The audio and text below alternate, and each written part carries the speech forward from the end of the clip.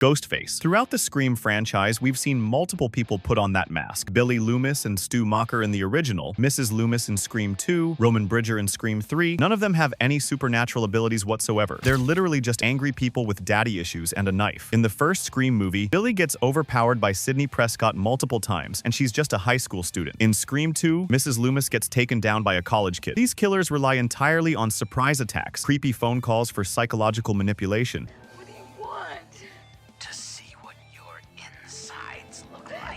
and basic hunting knives you can buy at any sporting goods store. Take away the element of surprise and you're left with someone who probably gets winded walking up a flight of stairs. Death would get Ghostface in the most embarrassing way possible. Picture him chasing someone through a house, building up that classic Ghostface momentum when he trips over a strategically placed area rug and impales himself on his own knife. No supernatural powers to save him, no plot armor, just a regular person with poor cardio versus an unstoppable cosmic force that specializes in turning everyday objects into murder weapons. But at least Ghostface is human-sized. Our next villain has an even bigger size problem. Chucky. Chucky is the soul of serial killer Charles Lee Ray, trapped inside a good guy doll after a voodoo ritual gone wrong. Sure, he's got the murderous instincts of a seasoned killer and legitimate supernatural possession working in his favor. Give me the power, I beg! But at the end of the day, he's still fundamentally a 2-foot-tall plastic toy with button eyes and yarn hair. Throughout the Child's Play movies, his kills rely heavily on people underestimating him or catching victims while they're sleeping and vulnerable. The guy literally hides under beds and in toy chests. But Chucky gets defeated constantly throughout his own franchise. In the original Child's Play, he gets kicked down a flight of stairs like a soccer ball. In Bride of Chucky, basic household appliances electrocute him. The dude has been thrown around, burned, shot, and dismembered more times than I can count, and that's just from dealing with regular humans who figured out he was alive. Final Destination specializes in turning everyday objects into elaborate death machines. We're talking about escalators that malfunction, ceiling fans that fall, construction equipment that goes haywire. A garbage truck could flatten Chucky without the driver even noticing there was a speed bump. Death could rig a simple mousetrap to decapitate him. His tiny size makes him vulnerable to literally thousands of household hazards that wouldn't even register as threats to a normal-sized person. A falling coffee mug could be a fatal head injury. At least Chucky's got some supernatural elements going for him. Our next guy is just big and angry. Leatherface. Leatherface from the Texas Chainsaw Massacre represents pure, unfiltered brute force. This guy is a hulking cannibal who treats chainsaws like most people treat kitchen knives, swinging them around with reckless abandon. He's physically imposing enough to hang full-grown adults on meat hooks like they're sides of beef, and he's got serious home field advantage operating out of his family's isolated farmhouse in the middle of nowhere, Texas. In the original 1974 film, we see that he gets confused and panicked when his normal routine gets disrupted. When Sally Hardesty escapes during that infamous dinner scene, Leatherface starts frantically chainsawing everything in sight, including accidentally cutting into his own leg because he's having what can only be described as a chainsaw tantrum. The guy is not strategic or adaptive. He's just overwhelming force without any backup plan. Final Destination's signature move is creating these precise chain reaction death sequences that exploit the environment itself against victims. Remember that highway pileup in Final Destination 2? There's gonna be a huge accident. We're all gonna die. I just saw it.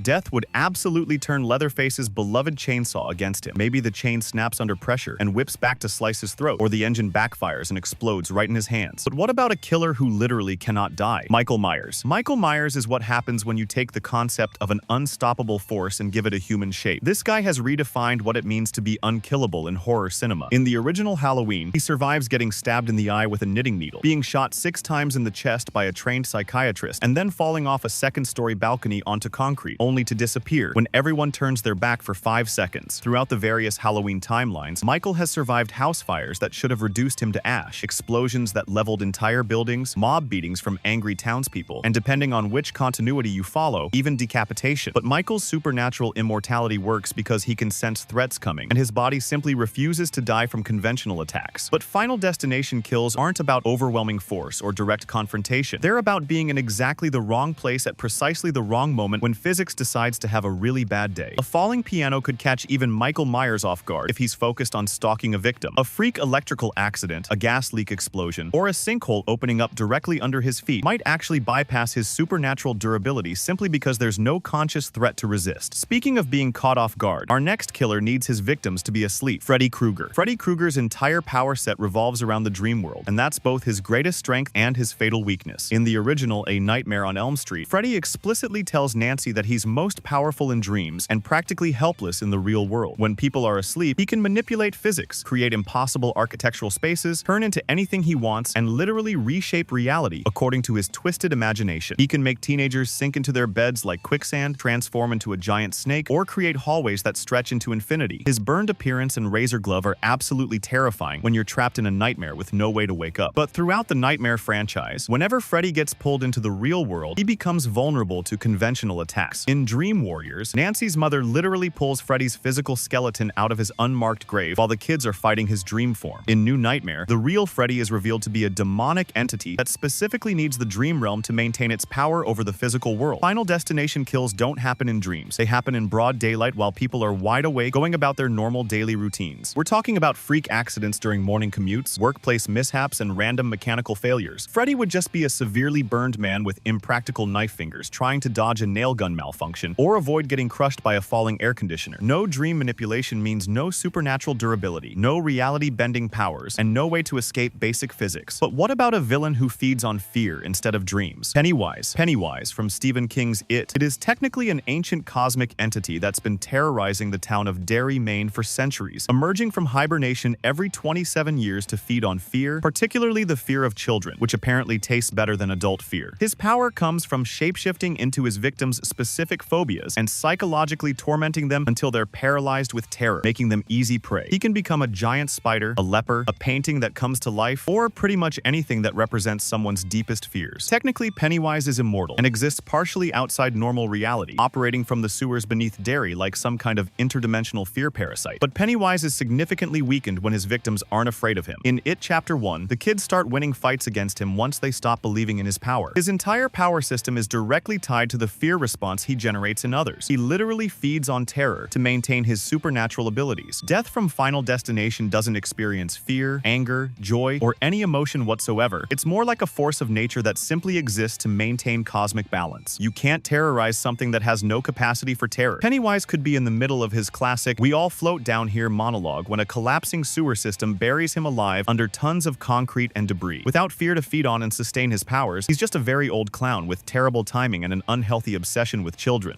Now you're the one who's afraid. Because you're gonna starve.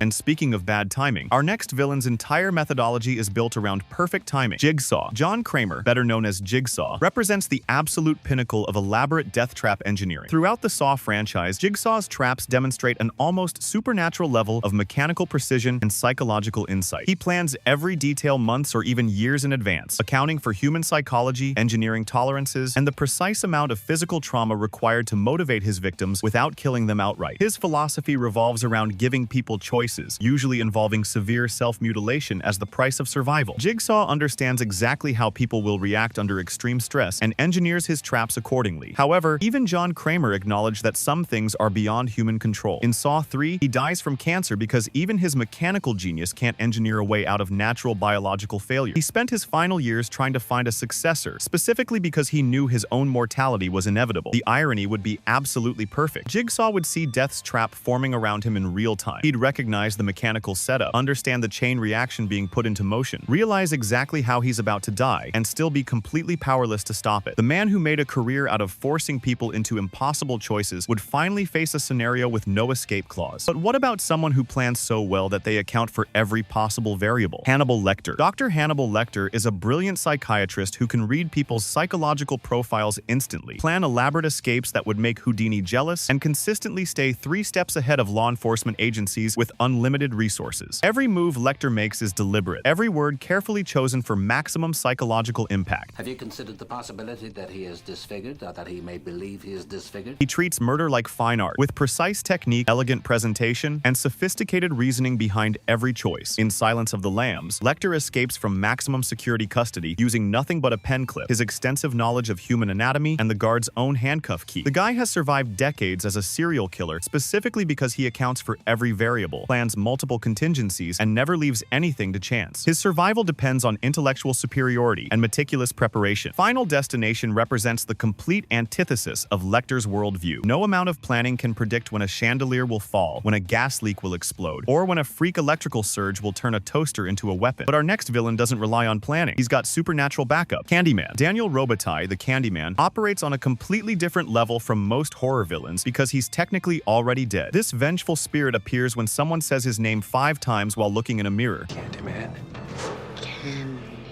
Which honestly seems like a pretty reasonable barrier to entry for summoning supernatural entities. He commands literal swarms of bees, kills people with his hook hand, and can appear or disappear at will because he exists as a ghost tied to urban legend and collective community trauma. His connection to mirrors gives him multiple entry points into the physical world from basically any reflective surface. In the original 1992 Candyman, he demonstrates that being burned alive in a bonfire doesn't actually hurt him because he's already experienced death and moved beyond it. The 2021 sequel reveals that multiple Candyman spirits can exist simultaneously, suggesting that the legend itself has become more powerful than any individual manifestation. But even the most aggressive bee swarm has physical limitations when confronted with large-scale destruction. They can't stop a speeding bus traveling at 60 miles per hour, can't prevent a construction crane from falling, and definitely can't hold up a collapsing building. At least he's tied to specific locations, but our next monster is mobile and constantly hungry. The Creeper. The Creeper from Jeepers Creepers represents a completely different category of threat. Because he's an ancient demonic entity with abilities that most horror villains can only dream about. This thing can fly at high speeds, smell, fear, and specific body parts from miles away, and regenerate from virtually any injury by consuming fresh organs from victims. His beat-up truck is somehow virtually indestructible despite looking like it should have fallen apart decades ago, and he can survive massive trauma that would obliterate normal creatures by simply replacing damaged body parts with fresh ones harvested from unlucky travelers. In the first Jeepers Creepers movie, he survives being shot multiple times, run over by a car, and having his head completely severed, only to regenerate fully by the time the sequel rolls around. Jeepers Creepers 2 shows him flying away from a school bus explosion completely unharmed, demonstrating that even large-scale explosions don't pose a serious threat to his survival. But here's the Creeper's fatal flaw. His feeding cycle operates on a very specific and predictable schedule. He's only active for 23 days every 23 years, then goes completely dormant for over 2 decades. During his hibernation periods, he's essentially a sitting duck with no awareness of his surroundings. Death could spend literally decades setting up the perfect kill scenario for when the Creeper next awakens. But what if you could become literally anything to avoid death? The Thing. The Thing from John Carpenter's 1982 masterpiece represents the ultimate in adaptive survival because it's an alien parasite that can perfectly mimic any life form it absorbs down to the cellular level. It can split into multiple independent organisms, create impossible biological combinations like spider heads with human teeth, and essentially has no fixed form whatsoever. Each individual piece can survive independently and eventually regenerate into a complete organism given enough time and resources. It's functionally immortal through pure adaptation. Throughout the movie, the Thing survives flamethrowers, dynamite explosions, and being torn apart multiple times by simply adapting to the threat or splitting into smaller pieces that escape destruction. It only appears to die when completely incinerated at high temperatures, but even then, individual cells might survive in the ice to start the whole process over again. The Thing's ultimate strength is its ability to become literally anything needed for survival in any given situation. But Thing needs time to recognize threats and adapt accordingly. Its shape-shifting abilities are reactive, not predictive. It responds to danger after identifying it, not before. Death could engineer a scenario where the host body is destroyed instantly before the Thing even realizes it's in danger. A sudden building demolition, flash freezing in liquid nitrogen, or being caught in a massive explosion could destroy the host faster than the Thing can process the threat and adapt. But our next villain doesn't need to see threats coming. She creates them. Jason Voorhees. Jason Voorhees represents the ultimate evolution of unstoppable undead persistence. After drowning as a child at Camp Crystal Lake due to negligent counselors, he returned in Friday the 13th, Part 2 as a vengeful zombie with serious anger management issues and a hockey mask that's become more iconic than most movie stars. Throughout the Friday the 13th franchise, Jason has survived literally every form of destruction that horror movie writers could imagine. Each apparent death just makes him come back stronger, angrier, and more creative with his murder methods. In Jason Goes to Hell, he demonstrates the ability to transfer his essence between host bodies even after his physical form is completely destroyed destroyed, suggesting that killing his body doesn't actually eliminate the Jason entity. Jason X takes things to an absurd extreme by having him survive cryogenic freezing for centuries and continue killing people in space. The guy has tanked every conceivable type of damage and keeps coming back for more. Death would have to get creative on a literally cosmic scale to permanently eliminate Jason Voorhees. We're talking about engineering scenarios where he gets launched into the sun, trapped in the Earth's molten core, or somehow banished to another dimension entirely. Even then, knowing Jason's track record, he'd probably find a way to hitchhike back for revenge. But what about someone who exists beyond normal reality entirely? Pinhead. Pinhead from the Hellraiser franchise is a Cenobite, which means he's an extra-dimensional being that exists completely outside normal concepts of life, death, and physical reality. He operates under the rules of the Lament configuration puzzle box and serves as a representative of Leviathan, the god of a realm where pain and pleasure are indistinguishable. He exists primarily in Hell's Labyrinth, a dimension that operates according to completely different physical and metaphysical laws than our reality. Throughout the Hellraiser franchise, Pinhead demonstrates that he can only be summoned to our dimension through the puzzle box and can only be banished by solving it correctly according to very specific rules. The critical factor here is that Pinhead might actually be operating on the same cosmic level as Death from Final Destination. Both exist outside conventional morality and operate according to principles that transcend human understanding. Their confrontation wouldn't be a simple death trap scenario where one kills the other. The battlefield would be reality itself, with both entities reshaping the laws of physics to gain advantage over the other. In the end, Pinhead might be the only horror villain who could look death directly in the eye and say, "We have such sights to show you." If you enjoyed this video and want to see every secret in Final Destination, click the video on the screen.